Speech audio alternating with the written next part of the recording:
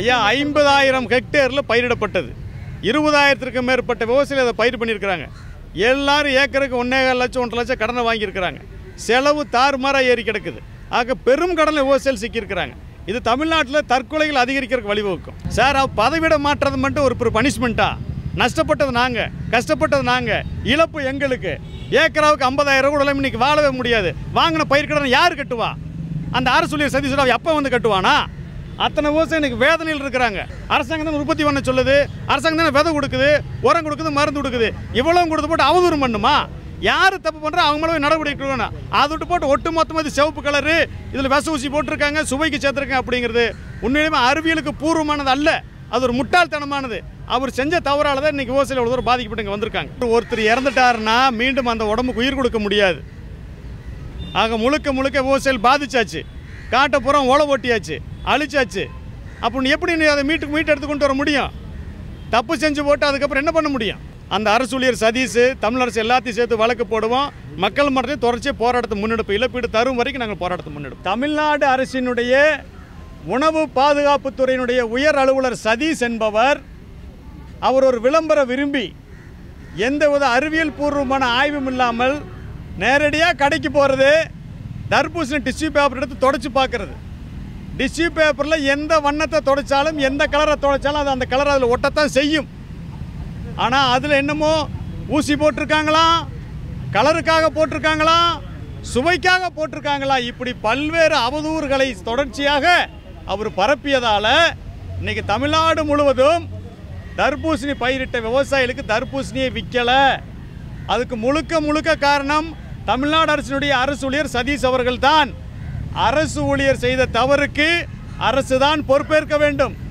ஏக்கருக்கு 70,000 ரூபா சிரமப்பட்டு கடனை வாங்கி உடனே வாங்கி கஷ்டப்பட்டு விவசாயிகள் இன்னைக்கு ஏக்கருக்கு 70,000 ரூபாயும் நஷ்டம் அடைச்சிருக்கிறாங்க.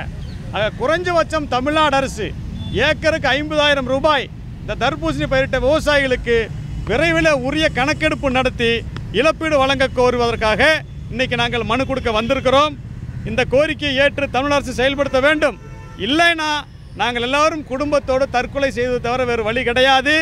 மீண்டும் தொடர்ச்சியாக போராட்டங்கள் நீடித்து கொண்டே இருக்கும்.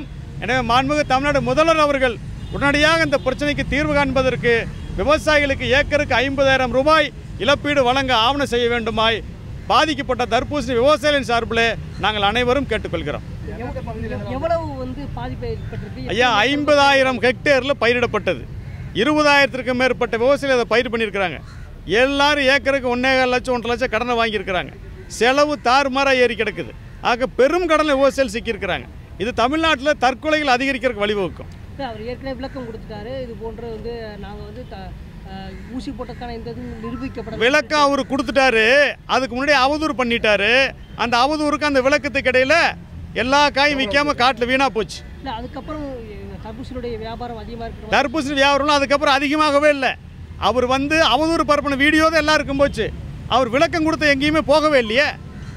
இப்போ அரசு விவசாயிகளுடைய பல்வேறு கோரிக்கைகள் வச்சுட்டே இருக்கீங்க. உங்களுடைய இந்த கோரிக்கையை கிட்டத்தட்ட 50,000 ரூபாய் அரசு நிர்ணயிக்குன்னு சொல்கிறாங்க. நீங்கள் கிட்டத்தட்ட பல ஏக்கர் விவசாயிகள் பாதிக்கப்பட்டிருக்காங்க. உங்களுக்கு இந்த இழப்பீடு கிடைக்கும் நம்புறீங்களா? அரசாங்கம் அரசு ஊழியர் செய்த தவறுக்கு அரசு இழப்பீடு கொடுத்து ஆகணும். நாங்கள் தொடர்ச்சியாக போராட்டத்தை முன்னெடுப்போம், நீதிமன்றத்துக்கும் போக போகிறோம். இந்த விஷயங்கள் நடந்து அவர் பதவியின் மாற்றம் செஞ்சுட்டாங்க, வேறு எடுத்து போயிட்டாங்க. சார் பதவியிட மாற்றது மட்டும் ஒரு பனிஷ்மெண்ட்டா? நஷ்டப்பட்டது நாங்கள், கஷ்டப்பட்டது நாங்கள், இழப்பு எங்களுக்கு. ஏக்கராவுக்கு 50,000 கூட இன்னைக்கு வாழவே முடியாது. வாங்கின பயிர் கடனை யார் கட்டுவா? அந்த அரசு ஊழியர் சதீஷ் எப்போ வந்து கட்டுவானா? அத்தனை விவசாயம் இன்னைக்கு வேதனையில் இருக்கிறாங்க.